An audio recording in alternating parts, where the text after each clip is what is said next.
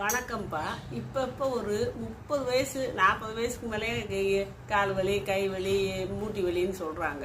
இதுக்கு எலும்பு உறுதியாக இருக்கணும். எலும்பு உறுதியாக இருக்கணும்னா நீங்கள் ஒரு 20 நிமிஷமாவது தினம் சூரிய ஒளி படுற மாதிரி நீங்கள் நடக்கலாம், அங்கே போய் உட்காந்துருக்கலாம், அந்த மாதிரி செய்யலாம். அப்படி இல்லை, அதையும் செஞ்சுக்கிட்டு நீங்கள் இந்த எள்ளு, இந்த இது கருப்பு உளுந்து இதுகளை சாப்பிட்டுக்கலாம்.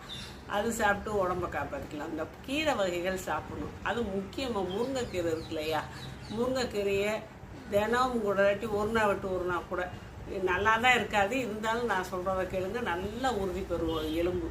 இவ்வளோ முருங்கைக்கீரையை நல்லா அலசி எடுத்துக்கிட்டு ஒரு நல்லா கேரட் எடுத்து தோலை சீவிட்டு நறுக்கி ரெண்டையும் மிக்சியில் போட்டு துளி உப்பு கூட நீங்கள் போட்டுக்கலாம்.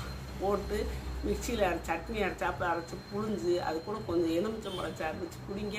உங்களுக்கு எலும்பு உறுதியாகும். இந்த கால் கை வலியெல்லாம் வராது.